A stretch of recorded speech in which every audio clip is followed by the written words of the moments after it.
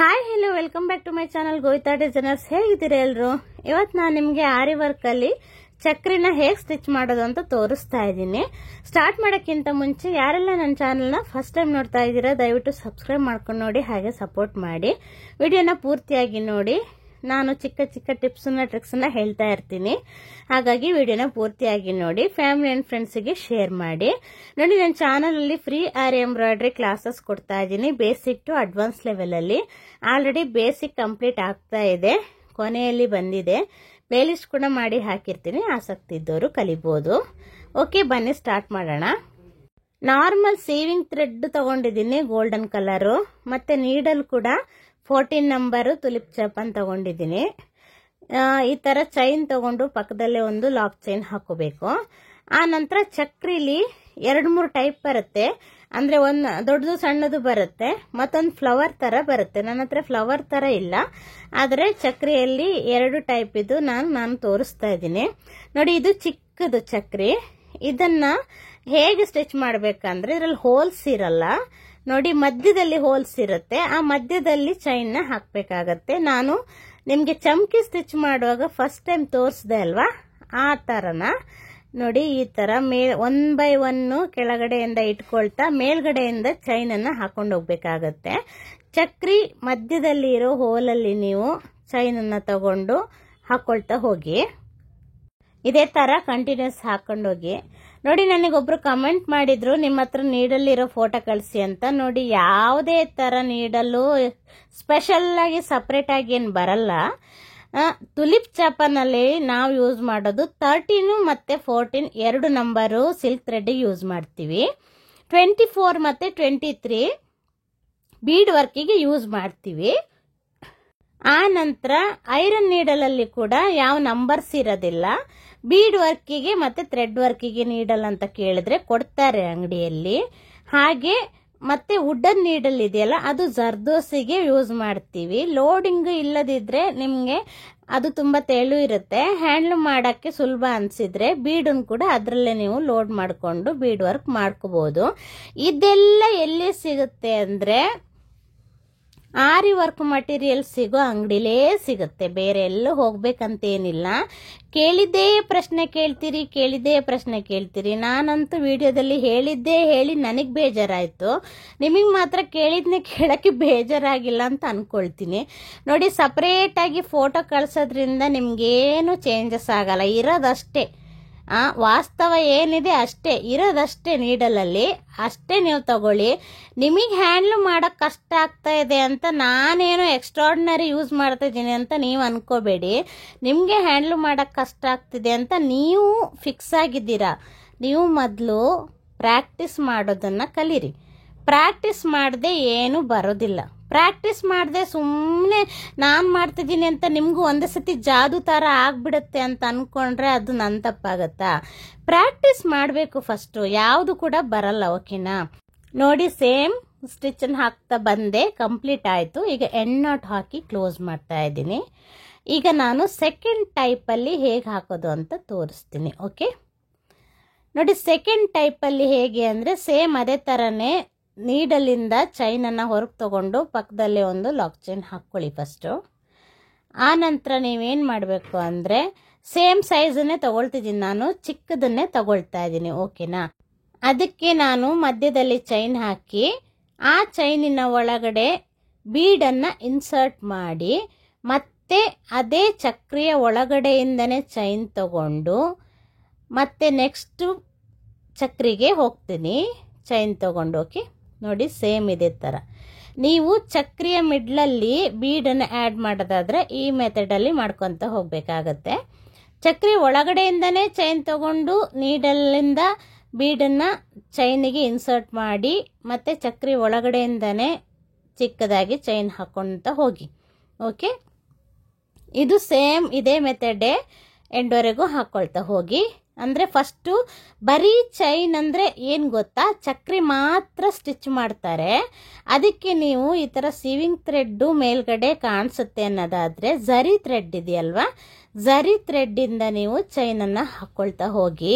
ಅದು ಡಿಸೈನ್ಗಳಲ್ಲಿ ನೀವು ಬರೇ ಚಕ್ರಿ ಮಾತ್ರ ಸ್ಟಿಚ್ ಮಾಡೋ ಅಂತದ್ದಿದ್ರೆ ಅನ್ಸಿದ್ರೆ ಮಾಡಬೇಕು ಅಂತ ಆ ಥರ ಝರಿ ಥ್ರೆಡಲ್ಲಿ ಮಾಡ್ಕೊಂಡು ಹೋದರೆ ಚೆನ್ನಾಗಿ ಕಾಣುತ್ತೆ ಸೀವಿಂಗ್ ಥ್ರೆಡ್ಗಿಂತ. ಈ ಥರ ಬೀಡೆಲ್ಲ ಆ್ಯಡ್ ಮಾಡೋದಾದರೆ ಸೀವಿಂಗ್ ಥ್ರೆಡ್ಡು ಪರವಾಗಿಲ್ಲ, ಮಾಡ್ಕೊಂಡು ಹೋಗ್ಬೋದು.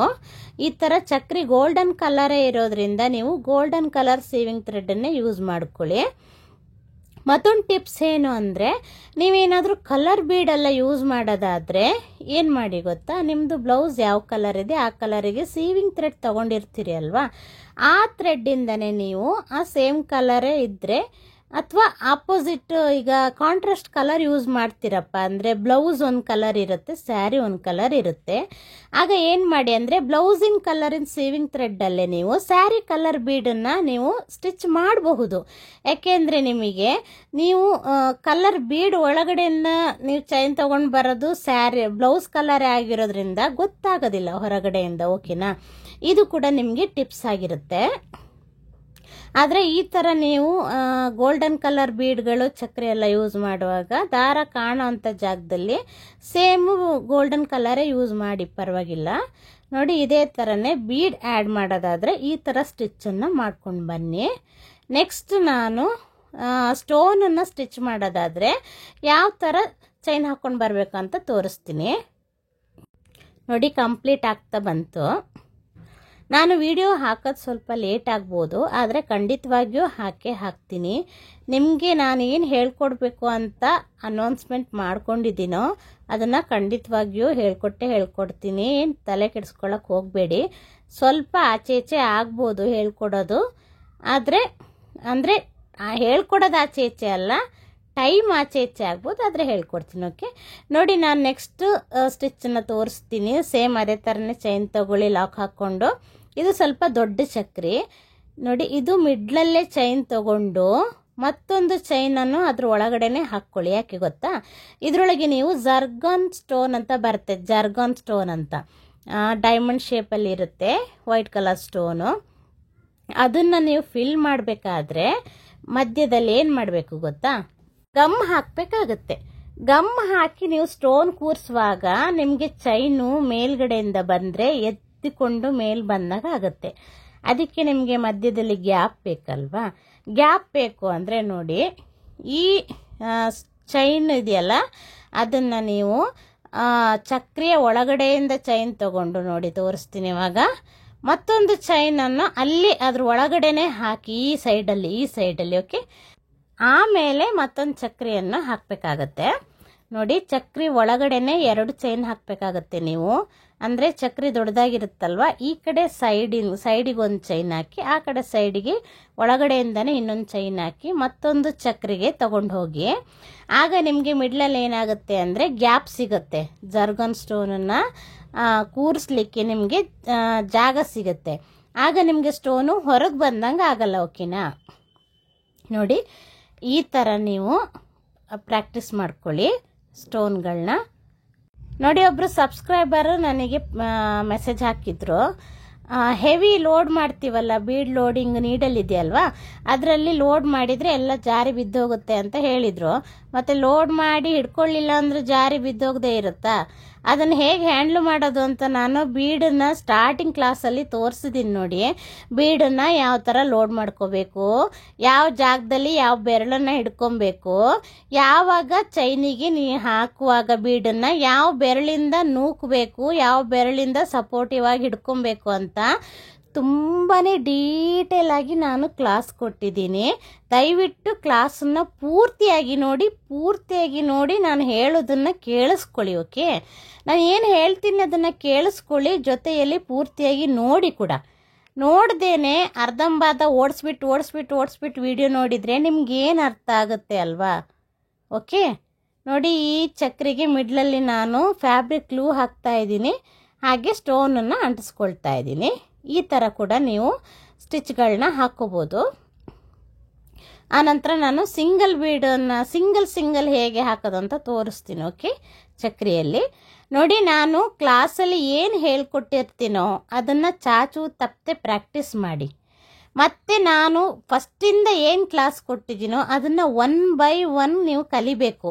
ಒಂದೇ ಸತಿ ಒಂದು 4-5 ಕ್ಲಾಸ್ ಜಂಪ್ ಆಗಿ ಮತ್ತೊಂದು ಸ್ಟಿಚ್ ಕಲಿಯೋದು, ಅದರಿಂದ ಒಂದು 4-5 ಕ್ಲಾಸ್ ಜಂಪ್ ಆಗಿ ಇನ್ನೊಂದು ಕಲಿಯೋದು, ಯಾವುದೋ ಒಂದು ಸ್ಟಿಚ್ ನಿಮಗೆ ಅಟ್ರಾಕ್ಷನ್ ಆಯಿತು ಅಂತ ಅದಕ್ಕೆ ಜಂಪ್ ಆಗೋದು, ಹಾಗೆಲ್ಲ ಮಾಡಿದ್ರೆ ನಿಮಗೆ ಕ್ಲಾಸಲ್ಲಿ ಬೇಗ ಕಲಿಯೋಕ್ಕಾಗಲ್ಲ. 1 by 1 ಕಲಿತ್ರೆ ಮಾತ್ರ ನಿಮಗೆ ಏನಂತ ಹೇಳ್ತಾರೆ, ಪ್ರಾಕ್ಟೀಸಿಂದನೇ ನಿಮಗೆ ಏನಾಗುತ್ತೆ ಅಂದರೆ ಎಕ್ಸ್ಪೀರಿಯನ್ಸ್ ಬರುತ್ತೆ. ಎಕ್ಸ್ಪೀರಿಯನ್ಸ್ ಬರ್ತಾ ಬರ್ತಾ ಒಂದು ಸ್ಟಿಚ್ಚಿನ ನಂತರ ಇನ್ನೊಂದು ಸ್ಟಿಚ್ಚು, ಒಂದು ಸ್ಟಿಚ್ಚಿನ ನಂತರ ಇನ್ನೊಂದು ಸ್ಟಿಚ್ಚು ನಿಮಗೆ ಬೆಟರ್ ಆಗ್ತಾ ಹೋಗುತ್ತೆ. ನಾನು ಹೇಳ್ತಾ ಇರೋದು ನಿಮ್ಗೆ ಅರ್ಥ ಆಗ್ತದೆ ಅಂದ್ಕೊಳ್ತೀನಿ. ನೋಡಿ, ನಾನು ಯಾಕೆ ನಿಮಗೆ ಯಾವ ಥರ ಲೆವೆಲಲ್ಲಿ ಬರಬೇಕೋ ಆ ಲೆವೆಲಲ್ಲೇ ಕಲಿಸ್ಕೊಂಡು ಬಂದಿದ್ದೀನಿ.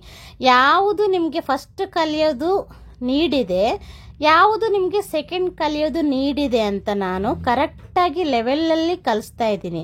ನೀವು ಕೂಡ ದಯವಿಟ್ಟು 1 by 1 ಕಲಿತಾ ಬನ್ನಿ, ಆವಾಗಲೇ ನಿಮಗೆ ಚೆನ್ನಾಗಿ ಪ್ರಾಕ್ಟೀಸ್ ಆಗೋದು. 4-5 ಸ್ಟಿಚ್ಚೆಲ್ಲ ಜಂಪ್ ಆಗಿಬಿಟ್ಟು ಅದು ಹಂಗೆ ಬರಲಿಲ್ಲ ಮೇಡಮ್, ಇದು ಹಿಂಗೆ ಬರಲಿಲ್ಲ ಅಂತ ಪ್ರಶ್ನೆ ಮಾಡಿದ್ರೆ ನಾನು ಏನು ಮಾಡಲಿ? ನಾನು ಏನು ಹೇಳ್ಕೊಡ್ಲಿಲ್ವೋ ಅದನ್ನು ಕೇಳಿ ನನ್ನ ಹತ್ರ. ನಾನು ಹೇಳ್ಕೊಟ್ಟಿದ್ದೇನೆ, ನನ್ನ ಹತ್ರ ಕೇಳಿಬಿಡಿ, ಓಕೆನಾ? ನೋಡಿ, ಇದು ಸಿಂಗಲ್ ಚಕ್ರಿನ ಈ ಥರ ಗಮ್ ಹಾಕಿ ಅಂಟಿಸಿದ್ರೆ ಆಯ್ತು ಅಷ್ಟೇ.